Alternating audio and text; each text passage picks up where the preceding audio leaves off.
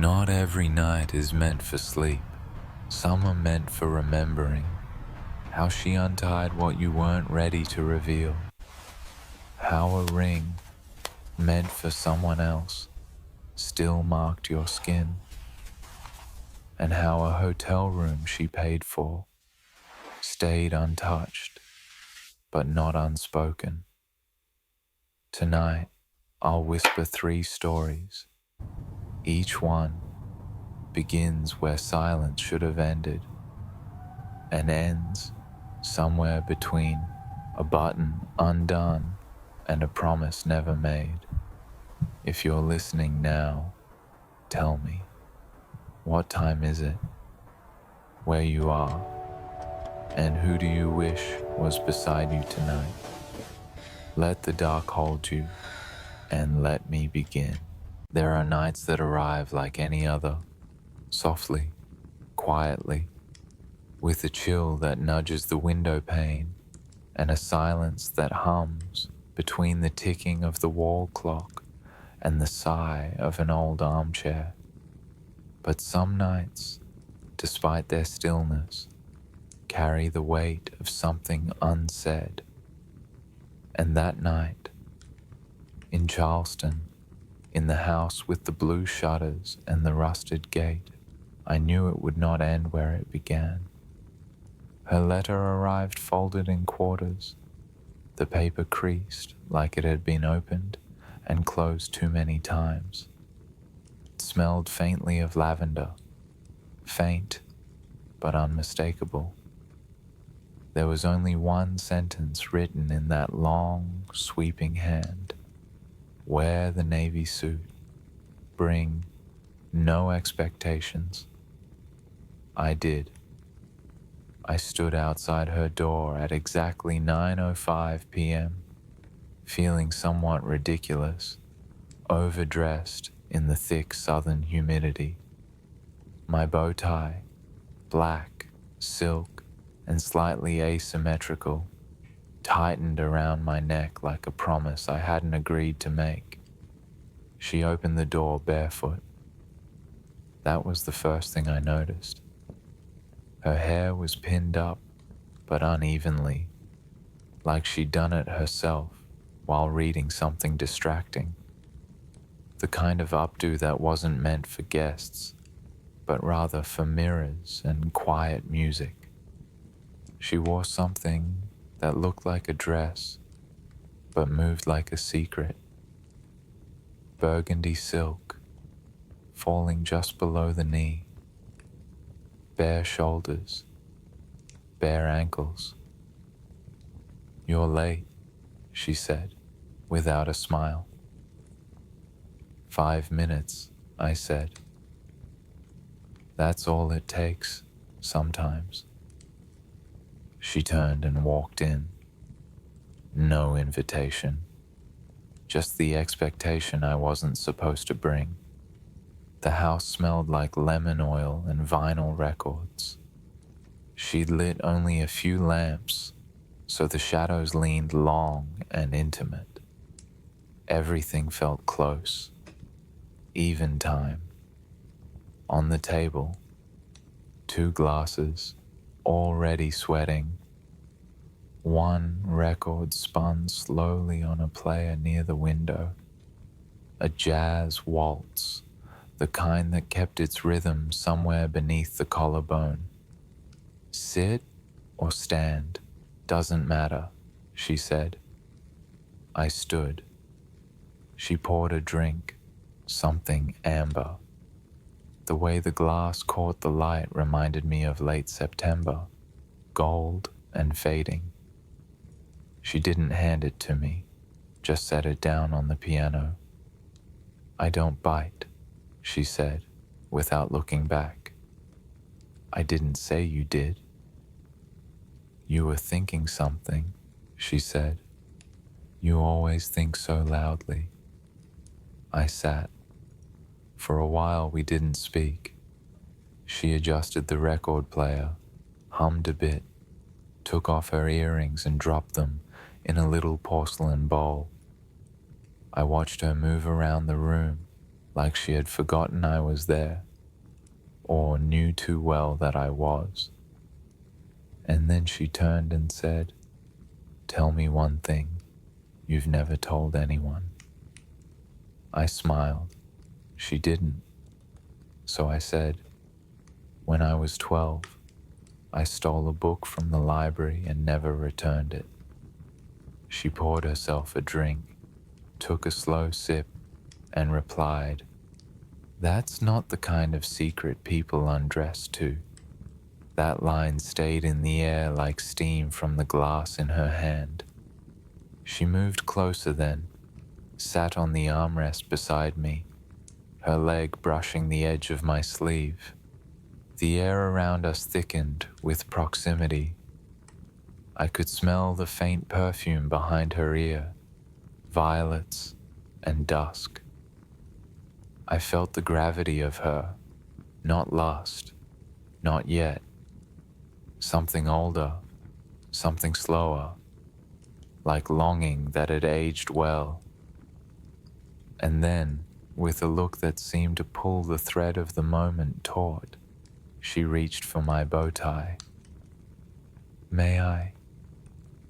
The room was too quiet to say no.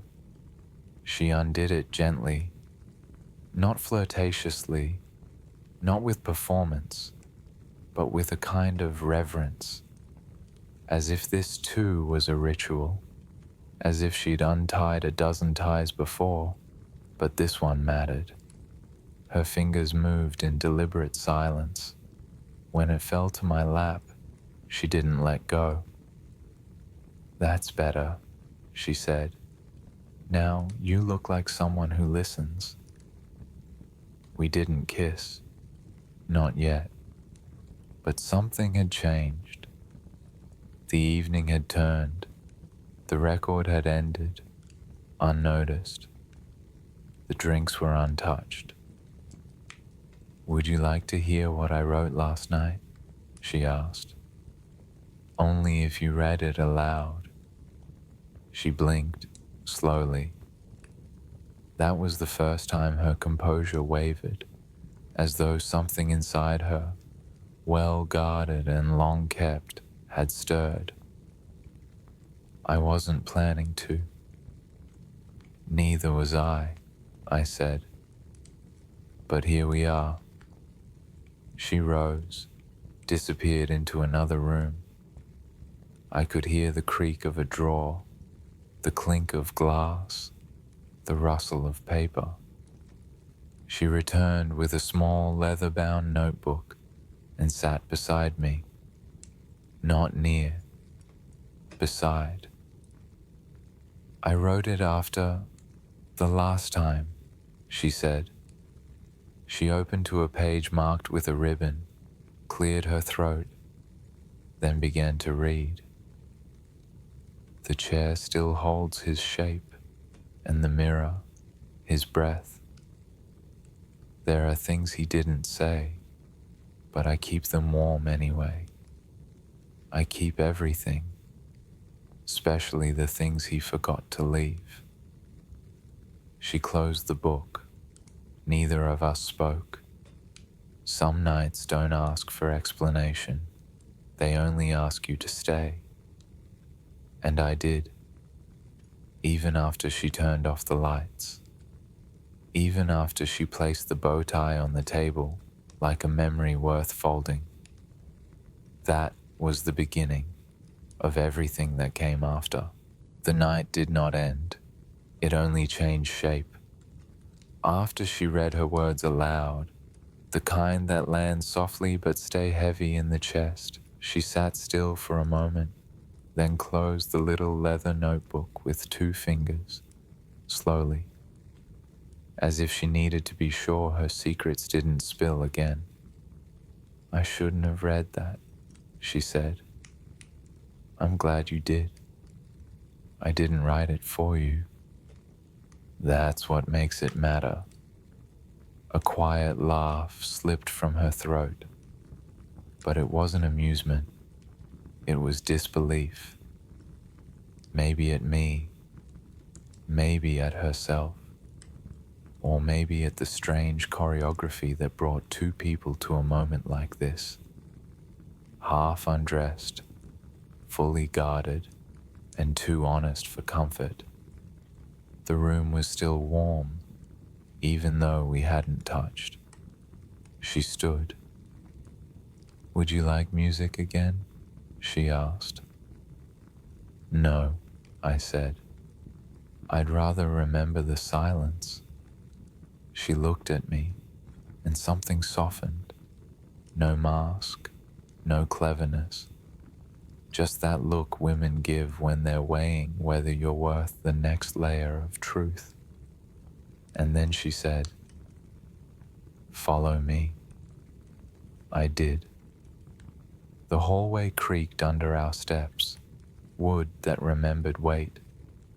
Her bare feet moved like she'd lived in that house for 100 years. Mine felt unsure, out of place.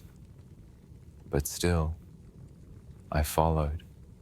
She opened the door to her bedroom. No theatrics, no anticipation drawn too tight. The air inside was cooler, smelled faintly of linen and books. On her nightstand, a small brass lamp with a dim yellow glow, a ceramic cup with a single brush inside, and a scarf, folded neatly, deliberately. She sat on the bed and tucked one foot beneath her. The other dangled, toes grazing the floor like they still needed to feel the ground. I stood in the doorway. "Do you always hesitate?" she asked. "When the story gets to the good part?" "This is the good part. You're still here, aren't you?" She reached behind and unclasped the pin holding up her hair. It fell down slowly, in loose waves, one curl at a time. And I stayed. Maybe because she didn't ask me to. Maybe because silence is more seductive than an invitation. She patted the bed beside her. I sat. She turned to me, took the ends of my bow tie still sitting in her lap, and ran the silk across her palm once. Then said, "Tell me something you still regret." I paused. That's the cruel brilliance of her. She didn't ask for pleasure. She asked for memory. She asked to be trusted. "I left someone once," I said.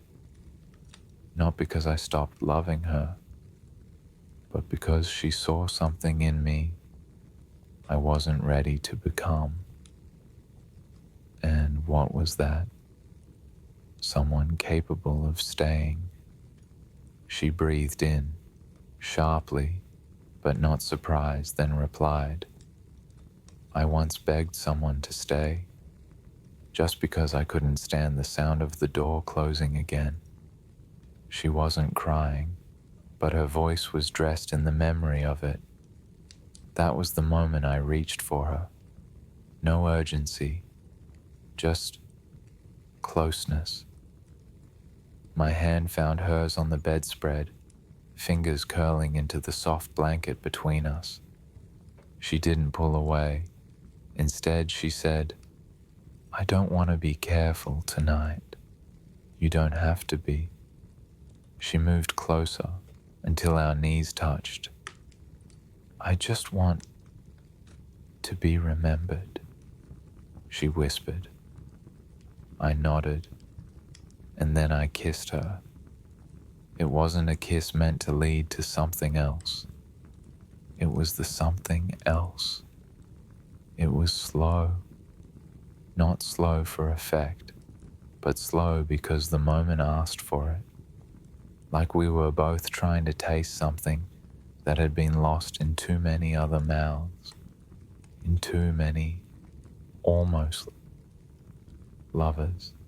Her hands moved up my chest, not searching, not claiming, just feeling, relearning the shape of trust. And then she said, near my ear. "Can I take your shirt off?" I nodded.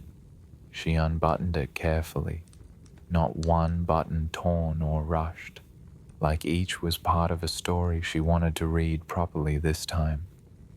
When it slipped from my shoulders, she pressed her palms to my skin, just above the ribs, as if confirming I was real. "I like when men are quiet," she whispered. "It gives me room to feel everything." And I did stay quiet, because she was right. She kissed me again, just once, and then leaned her head to my shoulder. "I don't want to sleep," she said. "Neither do I. I just want to stay here, with nothing between us but skin and breath." I wrapped the blanket around us both. The lamp still glowed, golden and kind. Somewhere in the other room, the record spun out, the last note looping gently, forgotten. And there, beneath the softness of old linen and unsaid words, she whispered, "Stay until it hurts a little to leave." And I did, because some nights don't need a future. They just need to be the one you remember. The room was still dim when I woke, but not dark. Just the shade of morning that still had the decency to knock before entering. She was already sitting up, back turned, wrapped in a cream-colored sheet that barely reached the line of her spine. Her hair fell over one shoulder, and she was writing in that same leather-bound notebook, as if the night had left things too delicate to forget. She hadn't heard me stir, so I watched her for a moment. There was something sacred about her posture, like she wasn't just recalling what had happened, but keeping it. Like she knew this moment too would try to fade, and she was resisting that. I cleared my throat gently, not wanting to startle her. She turned a small smile that barely reached her lips. "I didn't think you'd still be here." "You asked me to stay until it hurt to leave," I said. "And it does." She looked at me fully then, and there it was again, that look, that momentary softness in her eyes, as though she was standing at the edge of something she couldn't name. She placed the notebook on the nightstand, closed but not hidden. "I wrote about your silence," she said, "how it filled the room, better than any words." I sat up beside her, feeling the slight chill of air on my bare shoulders. Her thigh brushed mine under the sheets, but neither of us moved. "You make me feel," she said, "like I'm not trying so hard to be remembered." "You already are." "No," she said, more to herself. "I've been remembered before, by the wrong people, for the wrong things. But this, last night, it felt like I could undo something." "Undo what?" "The versions of myself I made for everyone else." She turned and faced me now, both knees pulled up beneath the sheet. "I've been someone's muse, someone's regret, someone's experiment," she said. "But never just a woman who wanted to be held without performing." I reached for her hand, not to hold, just to touch, and she let me. Her fingers curled around mine like they'd done it 100 times before, but each one meant something new. We stayed that way for a while. The air between us wasn't charged, like it had been the night before. It was quieter now, thicker, like the intimacy had melted into something weightless. But then she stood. She didn't wrap the sheet, didn't cover herself. She walked toward the tall mirror at the corner of the room, bare and deliberate, like she wanted to see herself reflected without filters, without stories, without him, whoever he had been before me. She stood there a moment, then turned toward me and asked, "Would you paint me?" I blinked. "I'm not an artist." "Good," she said. "Then you won't try to fix me." She pulled a soft robe from the back of a chair, slipped it over her shoulders, and tied it at the waist, then walked over to the desk. She lifted a large sheet of sketch paper, then handed me a charcoal pencil. "Try," she whispered. I hesitated, but she sat on the window seat, robe slightly parted at the collarbone, the light filtering through like dusk inside morning. And she looked at me like she needed to be drawn. So I tried, not for likeness, not for form, but for memory.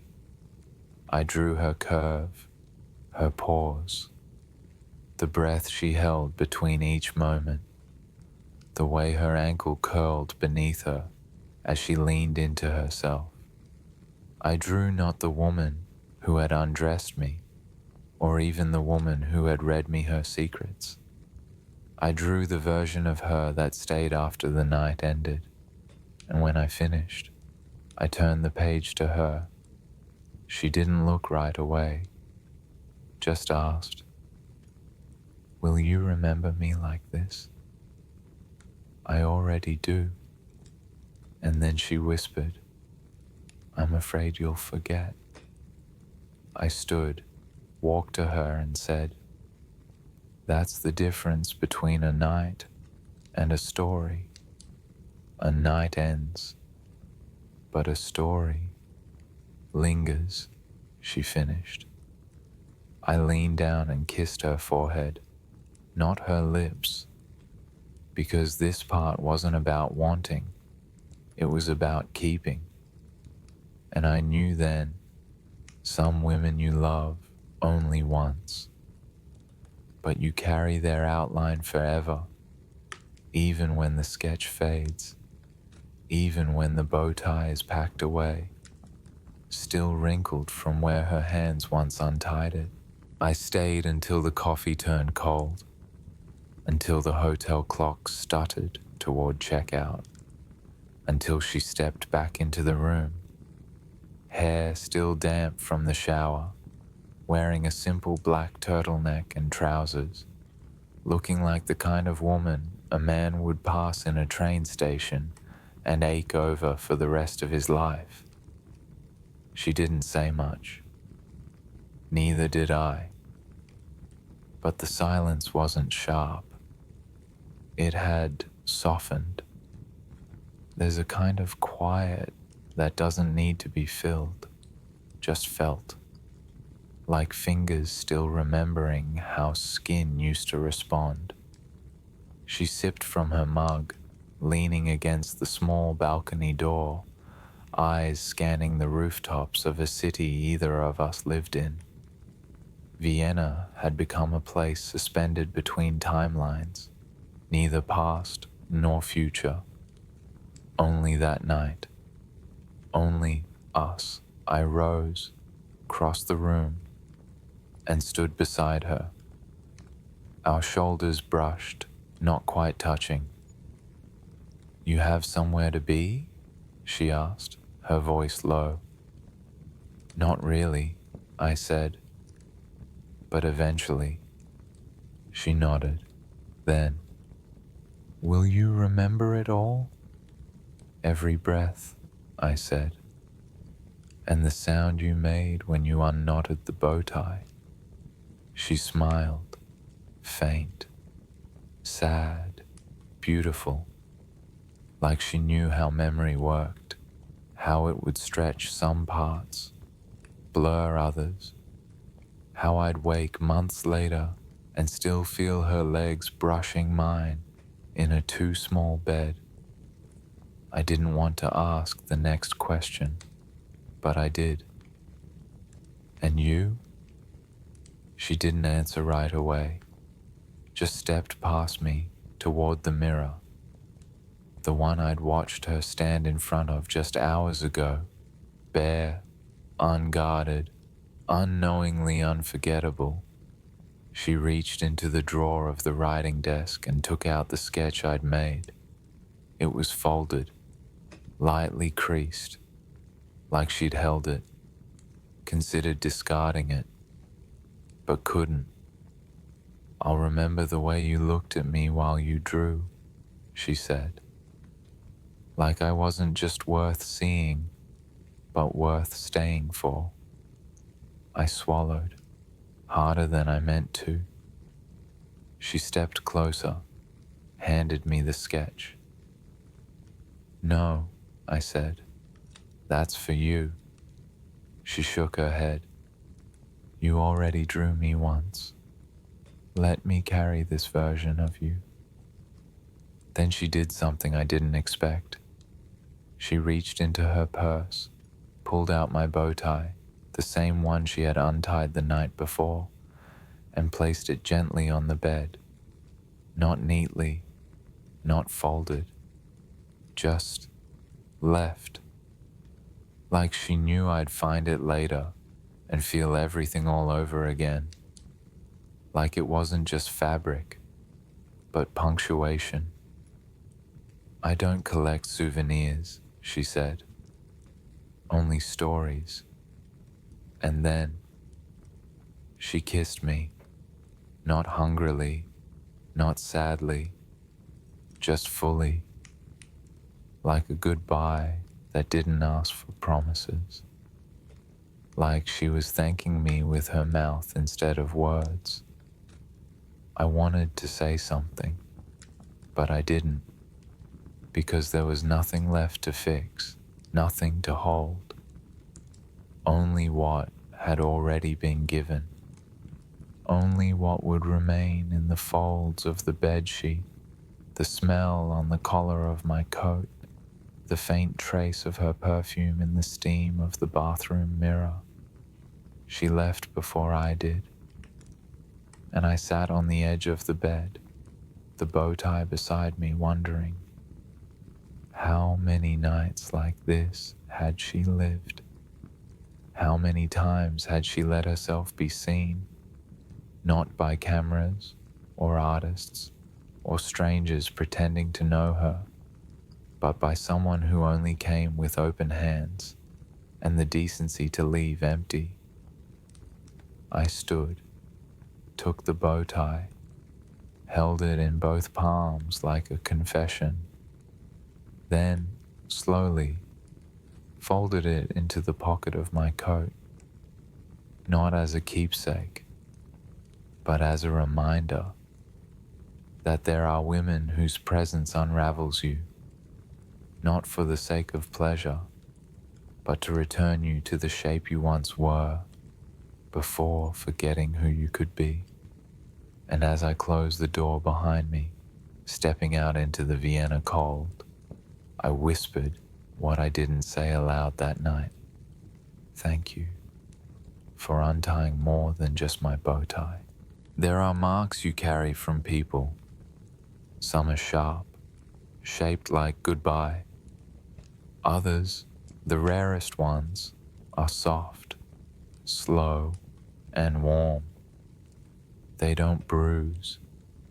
They linger, like the faint imprint of a ring left on your bare chest at 2:37 a.m. That was her. I never asked if she had taken it off for my sake. All I know is that it was there on the hotel nightstand, a thin band of gold, curved like a promise, still glinting faintly in the dim amber light of the table lamp.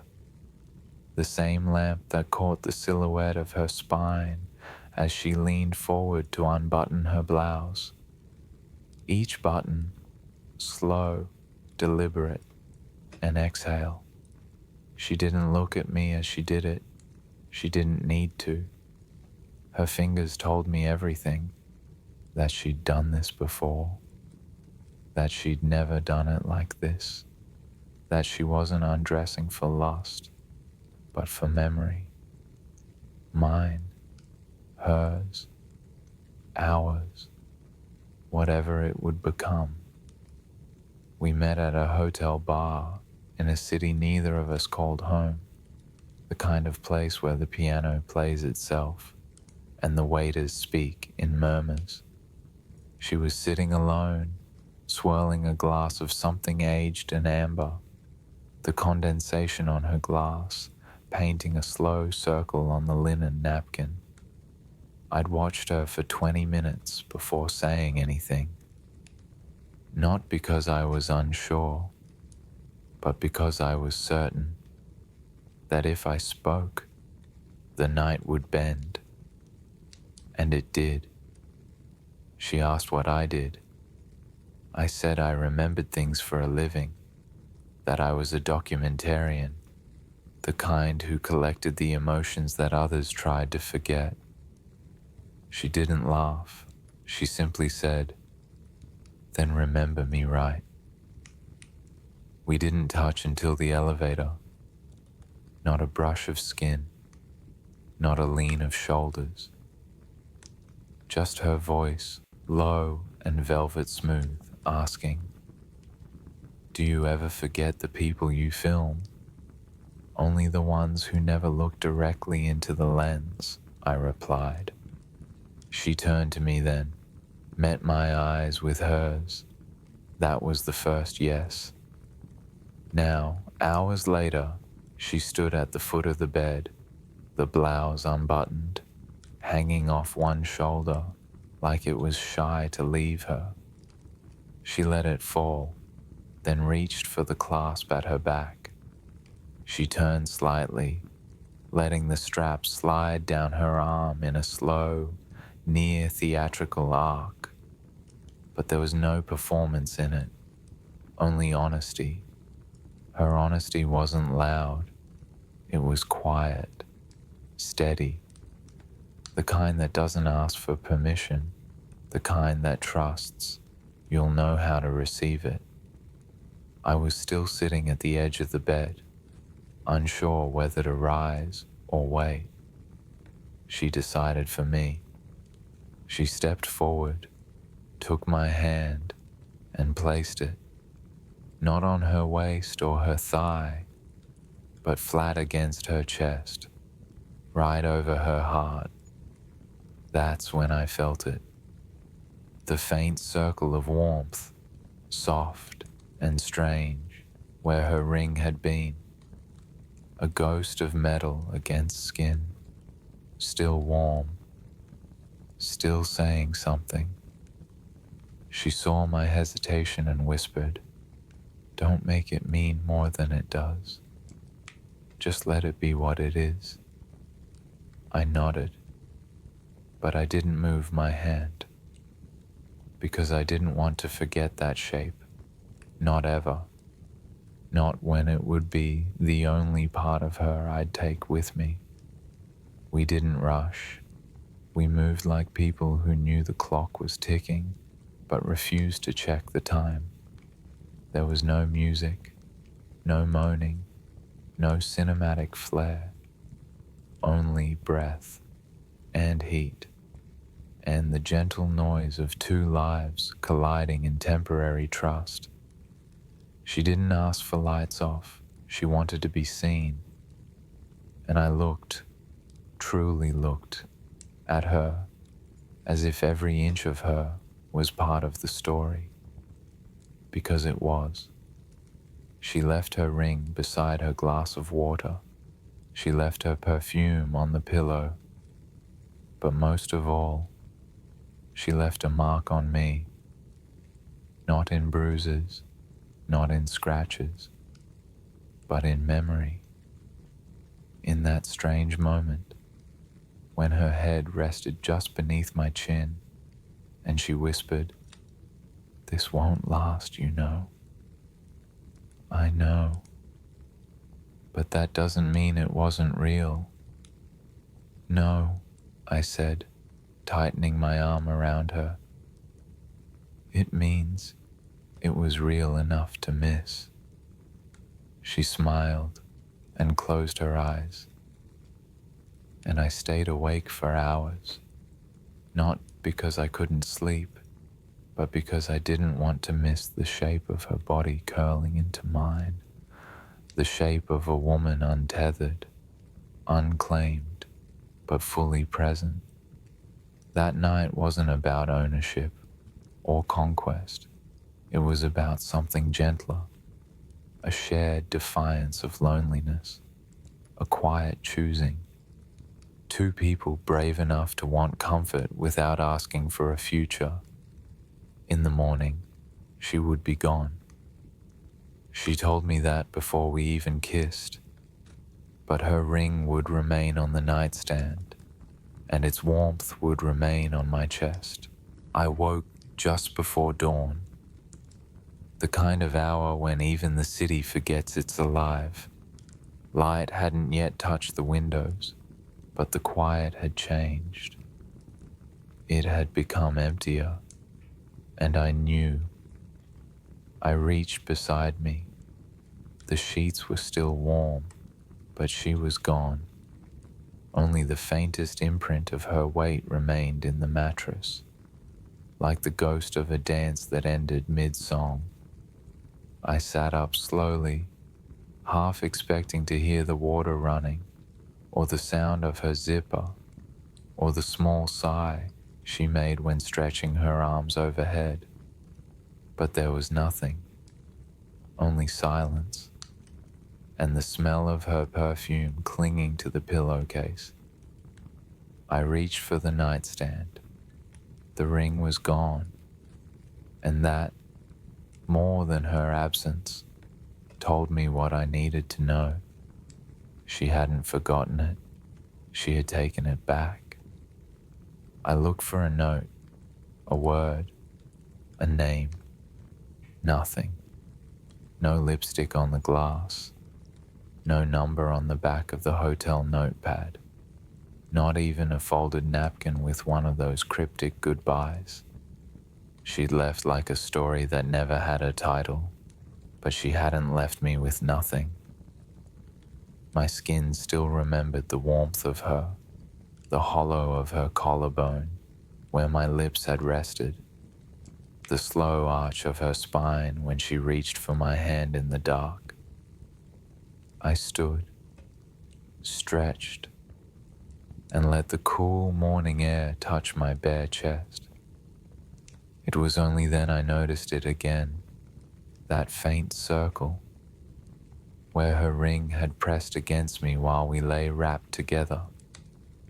It wasn't visible to the eye, but I felt it, still warm, still there, and somehow, that small trace became the most intimate souvenir I'd ever carried. I left the room hours later, after the sun had risen fully and the world remembered how to make noise again. The elevator was empty, but the scent of someone's cologne still floated faintly, expensive, sharp, anonymous. Not hers. She had smelled like warmth, like sandalwood and something softer, maybe orange blossom, something that didn't wear well on paper but clung beautifully to skin. At the front desk, I almost asked the clerk, almost said, "Did the woman in room 921 leave anything?" But I didn't, because I realized she'd left everything she meant to leave. She had warned me, remember? "This won't last," she'd whispered in my ear. And yet, she had made it last. Not in time, but in memory. That night was a chapter, a full one, even if it didn't belong to a book. Later that week, back in my apartment in Chicago, I found myself unable to sleep. The city buzzed, full of horns and neon and coffee shops, still open at 2 a.m. But in my mind, there was only her. I tried to describe her, to sketch the curve of her smile in my notebook, to remember the exact angle of her shoulders when she stood at the foot of the bed, deciding something wordless but vital. What was it about her? Maybe it was the way she made silence feel safe, or how she looked at me like I wasn't a stranger, not because she knew me, but because she had decided to. Some women ask questions. She made you answer them without a single word. I tried to move on. I tried to forget, but I found myself tracing the outline of my chest some nights, as if hoping to still feel the ring's ghost. I even bought one, a thin gold band, just like hers, not for my hand, but to remember hers. I'd place it on the nightstand sometimes, beside my glass of water, just to recreate the image. The lamp would catch it the same way, and for a flicker of a second, she would return. A month passed, then 2, and I gave up waiting, until one day, while filming a segment for a documentary on intimacy and memory, I found myself interviewing an older couple. They were sweet, sharp-eyed, married for 40 years. We were mid-shoot when the wife, a lovely woman named Clara, said something strange. The most important memories aren't the ones you can explain. They're the ones you feel before you even remember them. I nodded, but it hit deeper than I expected, because that's what she had been, unexplainable. A feeling, not a fact. And the feeling hadn't left. It was still there, resting softly, like a ring's imprint on bare skin. That night, back in my room, I finally let myself whisper her name aloud, only once. It didn't echo, but it stayed, like her scent, like her breath against my chest, like the smallest things that linger when a story ends too soon. I met her again, but not in the way stories like these usually go.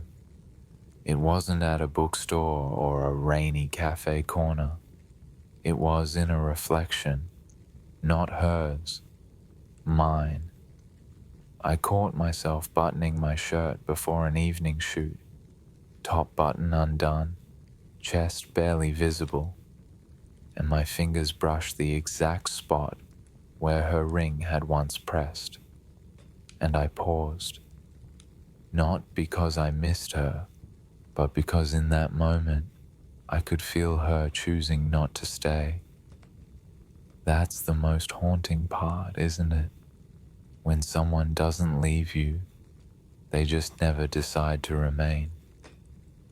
That night, I couldn't sleep. I poured a glass of something strong and bitter, opened my window, and listened to the city exhale. And then I did something I hadn't done in weeks. I opened my email drafts, not to send anything, but because her name lived in one. The night she left, I had typed out 5 words. You forgot to say goodbye. Then I added 6 more, but I don't think you did. It sat there, unread, unsent. But as I stared at it, something stirred. Not longing, not pain, but that glow, the strange private warmth that lives inside a very particular kind of memory, one that's half skin, half silence, and entirely unrepeatable. The next day, I found her ring. Not the ring, of course, but something impossibly similar in a flea market of all places. It rested in a velvet-lined box, unlabeled, unpriced, forgotten between an ivory hair comb and a broken cufflink. My fingers hovered above it, and then I tried it on.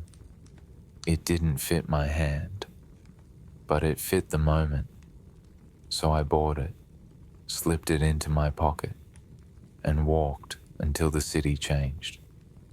That evening, in a jazz bar too dark for proper conversation, a woman with auburn curls slid into the seat across from me.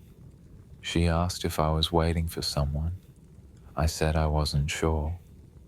She smiled like someone who had also once disappeared from someone's bed, someone's life. We drank. She talked about literature. I pretended not to look for traces of her in the way this new woman twirled her glass. And for a moment, I fooled myself into believing I was over it. But as her hand found mine beneath the table, I noticed something.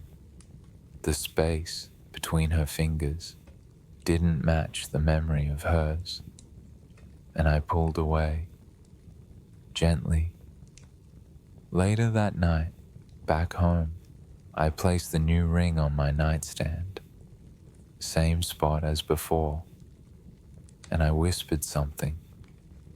Not her name, not even a wish, just a breath, and for a flicker of a second, I swore the air responded. There are things we carry, even when our hands are empty. Her ring never left a bruise, never left a scar. But every time I buttoned that shirt, the one she pulled open like a secret she couldn't keep, I remember the sound of her hands, not her voice, her hands, how they told stories even she didn't say aloud, how they left me open. I once read that scent is the strongest tie to memory, but they never mention pressure. The pressure of a body leaned gently on yours, just enough to stay, just enough to say, I'm here, for now. That's how she felt, like the weight of a promise wrapped in skin and silence, like the button she slowly unfastened that night, not out of lust, but curiosity. Curiosity about how I would breathe under her hands. I kept thinking I'd forget. That time would make the circle fade. But here's the secret. Some impressions don't vanish. They deepen. They sink beneath skin. Until one night, while washing your hands or fixing your collar, you find yourself brushing a place that aches, quietly, for a moment that never had a name, and you whisper to no one, she left, but not all of her. Some absences make noise. I don't mean the kind that echoes through empty rooms or rattles like a forgotten cup on a shelf. I mean the kind that stirs when you slip a sleeve over your wrist and remember who once unbuttoned it. There are people who leave and take everything with them. But she didn't. She left her weight in the sheets, her silence in my pillow, and something warm, almost nervous, in the fabric of my favorite shirt, the same one she wore that morning. She hadn't said a word as she walked across my apartment barefoot, brushing crumbs off the counter, humming a tune she'd never name. But her silence was never quiet. It was filled with meanings I was too afraid to ask for, and too willing to believe. I saw her again, weeks later, not in a bar, not in a place meant for returns, but at a small art exhibit tucked behind a bookstore, the kind of place that smells like old paper and soft varnish, like nothing bad could ever happen there. She didn't see me at first. She was too absorbed in a painting, a dark, cracked canvas of a woman sitting in profile, wearing a dress with a high neck and no sleeves. Her hands were in her lap, folded, but her gaze was turned just slightly, waiting for someone. Her fingers, those painted hands, bore the soft outline of a ring, and it stopped me, because it wasn't her, but it was. She turned, slowly, and for a heartbeat longer than it should have taken, we stared. She smiled, not with surprise, but with recognition, like I'd returned from a room she'd always expected me to leave. There was no embrace, just her fingers grazing the cuff of my sleeve, saying more than her lips ever had. "You still wear blue," she murmured. "You still leave in the mornings," I answered. She didn't argue. We stood like that, inside a silence that had seen us undressed. Later, over bitter espresso in a cracked porcelain cup, she asked, "Did it stay? The mark?" I didn't answer, because truth is, it never left. It faded, shifted, but like any true impression, it moved deeper, beyond skin, into muscle memory, into the way I check my shirt buttons now, twice, just to feel where hers once lingered. That night, I walked her home, not to the same place. She had moved, again. The door was painted a soft green, chipped in the corners. There were vines near the window and a warm light inside, but she didn't ask me in, not immediately. She leaned against the frame and asked, "What would happen if I kept the ring, this time?" She wasn't wearing it, not yet, but she pulled it from her pocket like a truth she had folded too long. I looked at it, the same gold band, smooth, imperfect, familiar. She reached for my hand and placed it on my palm, then closed my fingers around it. "I don't want to forget how it fit your skin," she said. "We didn't rush. We never did. But this time, as she undid the buttons of my shirt, those same buttons she once fastened in the dark, her hands trembled. Not from fear, from memory. And when her lips touched the line of my shoulder, just beneath where the ring had once pressed, I heard it. A breath. Hers. Mine. The room's. It didn't matter. It was soft, reverent, like a hush before a vow. Later, beneath her blanket, the ring on the nightstand again, She asked if I still wrote. Sometimes, I said, when I need to hear your voice. But I don't speak in your stories, she smiled. No, I whispered, but you're the sound between sentences. She turned her face toward me. Her cheek was warm, flushed with something deeper than heat, and I asked, why now? She didn't answer right away. Then, with fingers tracing the line her ring had once made on me, she whispered, because I realized the mark didn't fade from you, it faded from me. We didn't speak of forever. We spoke of mornings, of how her coffee always had too much sugar, of how I still never wore socks inside, of how some nights didn't ask for sleep, only witness. She left again, but not like before. This time, she wrote me a note. Just one line. If you ever forget the shape of my hand, just look where I left it. It's true. Even now, when I dress alone in silence, I pause at that third button.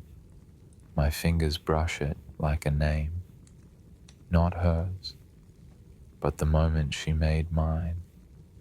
Because some marks aren't meant to fade.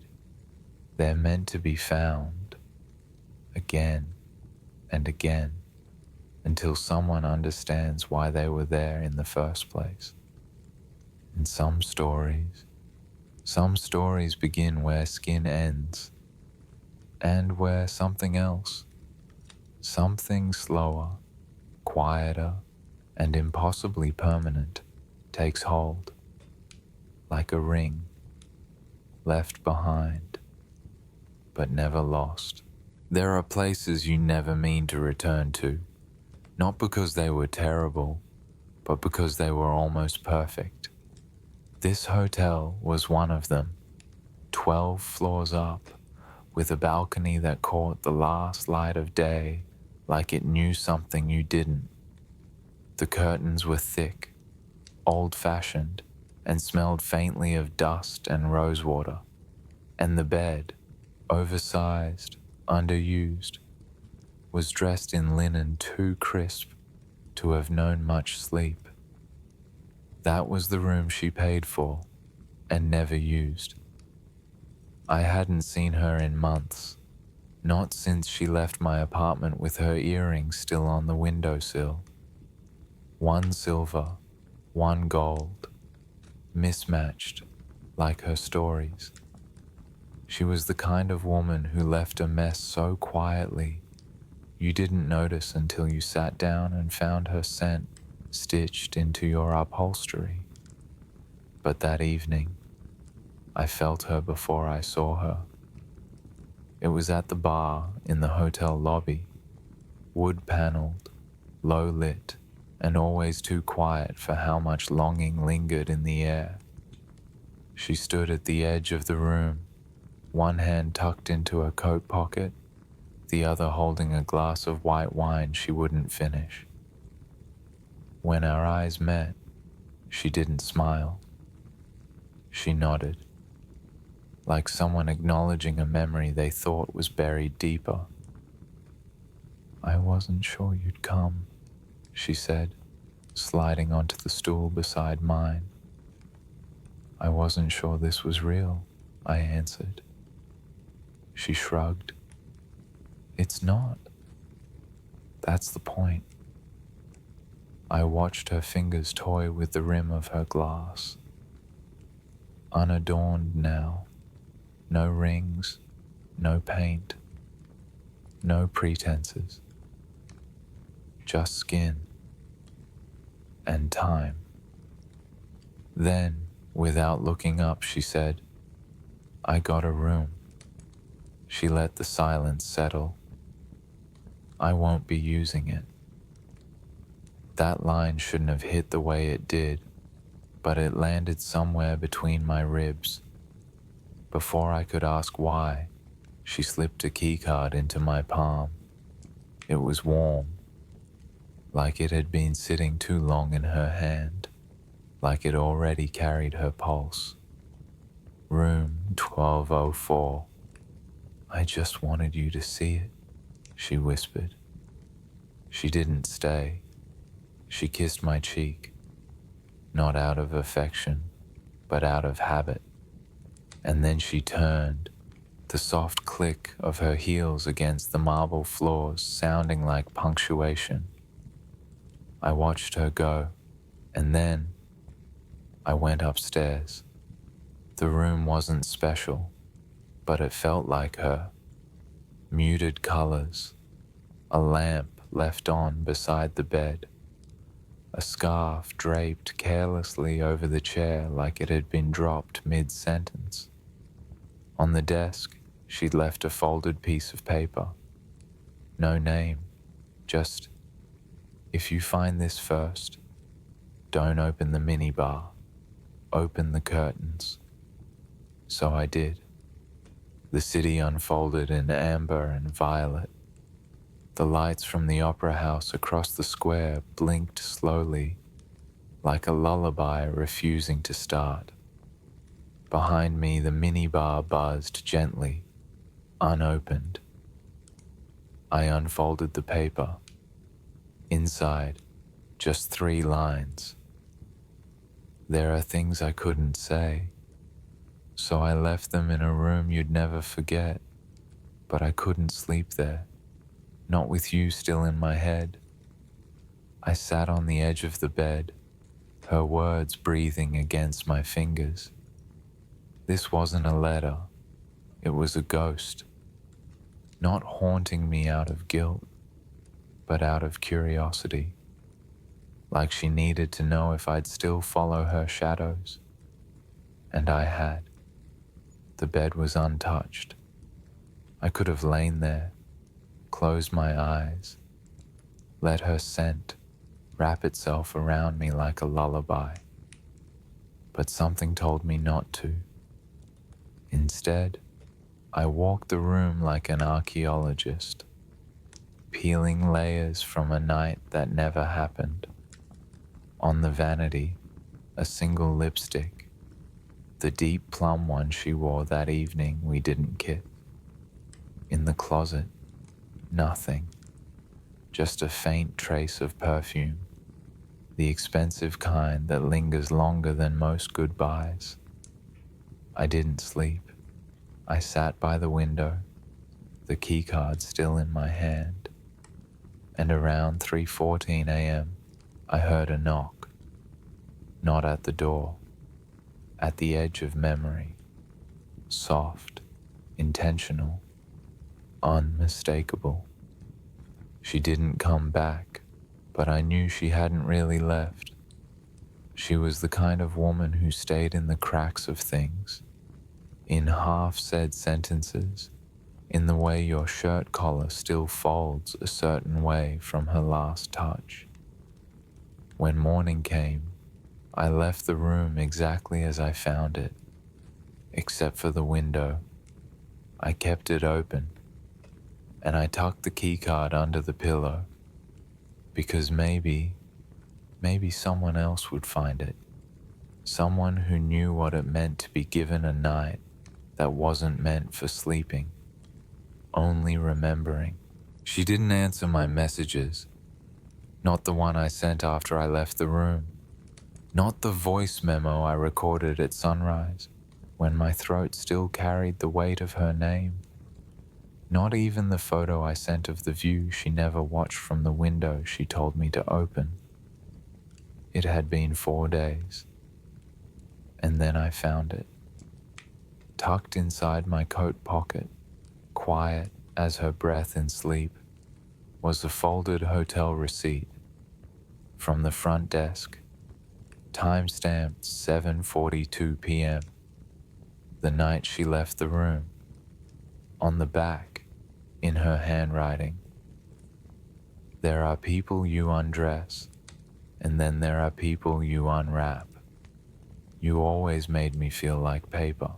I sat on the steps of my building with that receipt in my lap, the city's cold settling into my shoulders. It wasn't a confession, it was a postscript. And somehow that made it worse, because it meant she had nothing left to say, but still needed to say something.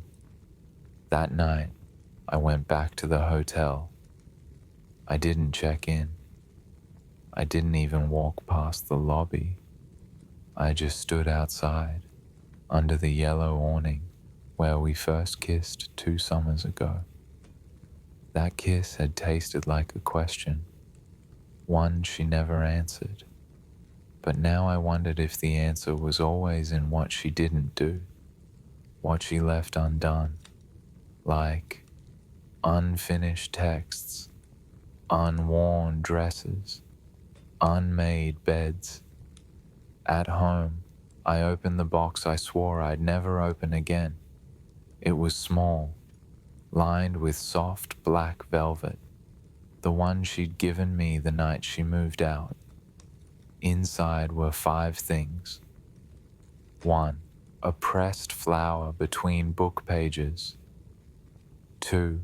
A photo of us in Vienna, both looking away. 3. The spare key to her apartment. 4. A pair of earrings, finally together, gold and silver. 5. A note that read, "For when you missed the version of me that still believed in us." I read it 3 times, because grief likes to be reread. And then I slipped the key into my wallet, not because I'd use it, but because she left it for someone who would. The next morning, I called the hotel. "Room 1204, please," I said. Pause. Then the receptionist replied, "Sir, that room's not currently booked." Of course it wasn't, because no one books a room for a goodbye that wasn't supposed to happen. But I asked anyway, "Is it still as she left it?" More pause. Then, "Would you like to see for yourself?" Back in room 1204, everything was exactly where it had been. The scarf, the lamp still tilted, the pillow she never slept on. Except now, there was something new. A matchbox sitting neatly atop the minibar. I didn't touch it right away. Instead, I sat on the edge of the bed, unsure whether I was trespassing on a memory or walking through one she meant for me.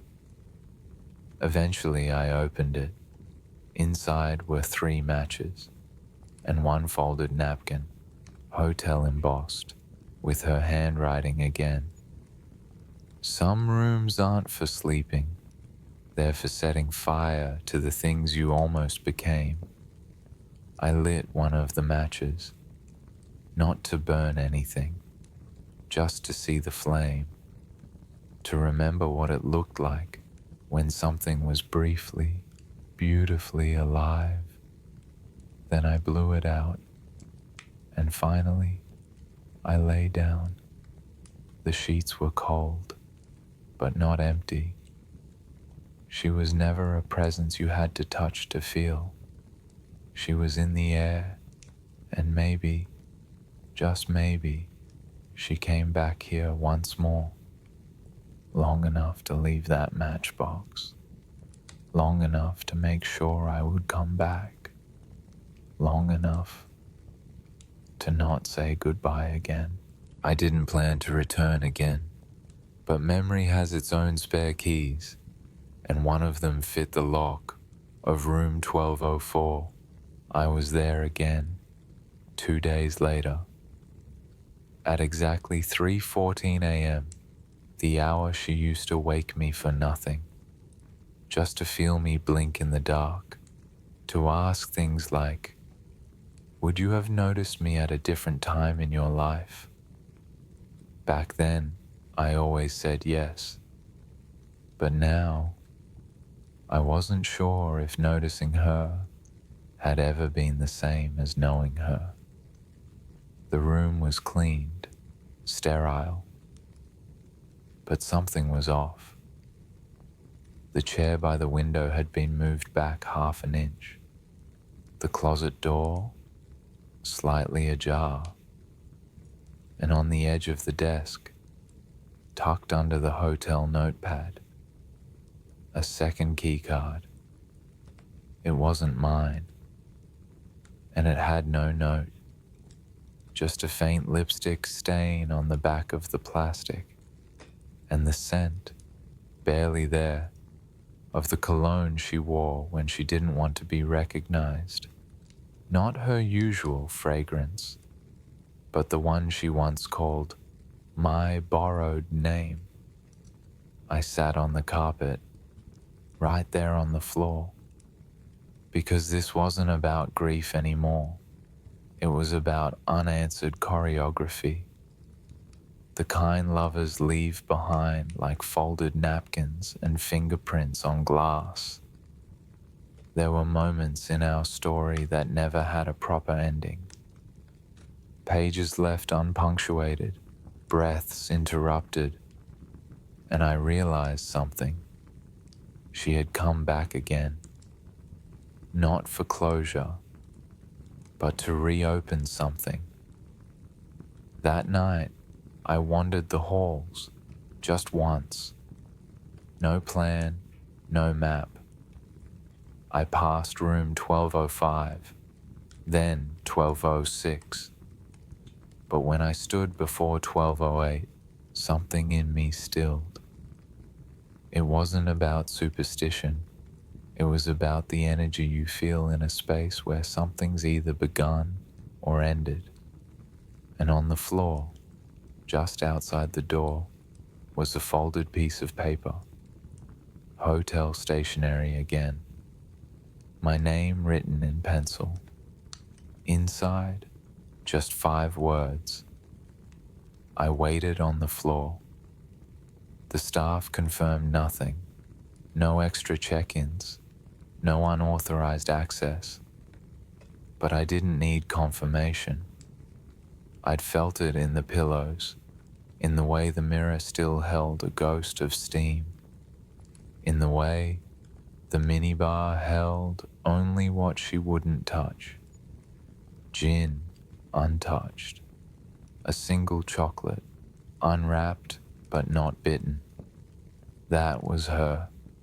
She always unwrapped everything slowly, but never consumed it in front of you.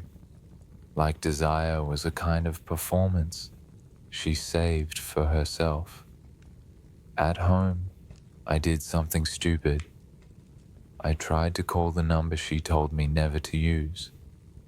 It rang once, then again, then voicemail. But this time, the recorded message was gone. All it said now was silence. Except, if I turned the volume way up, if I held the phone just right, I could hear it. A hum, a hotel air vent, a faint rustle like sheets, and then a breath, her breath, not speaking, just waiting. The next day, I got mail. No return address. Inside, a photograph. Black and white. Grainy. A hotel mirror. Room 1204. In it, her silhouette. Not posing, not turned to the camera, just reflected. Shoulders bare, head tilted. On the back, in red ink, this is what it looked like when I almost stayed. I held that photo against my chest.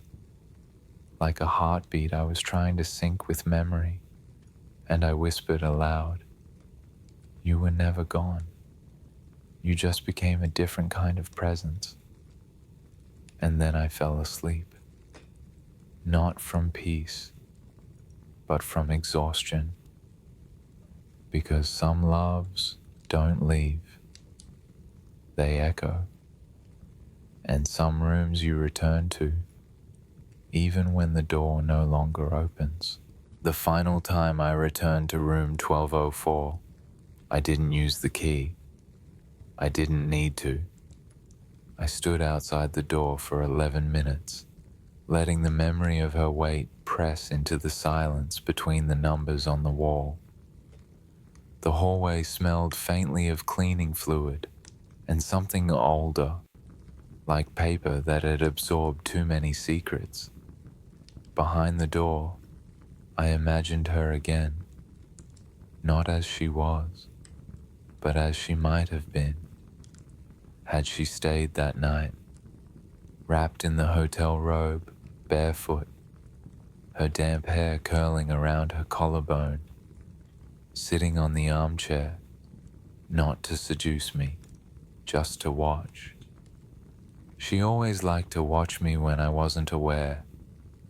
She once said, "You look most like yourself when you don't know you're being seen." There was a small maintenance alcove across the hall, and for the first time, I noticed something scratched into the side panel, likely by a guest years ago. A single word, "Remember." That's all it said. No signature, no date. But it was enough. Because remembering her was never the problem. It was forgetting how much she remembered of me. I left the hallway and walked down to the street. Vienna at night was always quiet near the water, except for the sound of leaves brushing stone and the occasional footstep from someone who wasn't sure where they were going. I reached into my coat pocket and pulled out the envelope I'd sealed days earlier.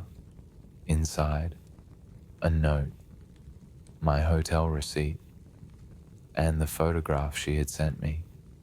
I slipped it through the brass letterbox at the front desk. No name, just the initials we used when we were pretending to be simpler than we were. It was supposed to be the last gesture, the symbolic goodbye. But when I turned the corner, something stopped me. A woman stood beneath the gaslight. Not her, but wearing a coat like hers. And for half a second, my breath paused. Because it's strange how grief does that.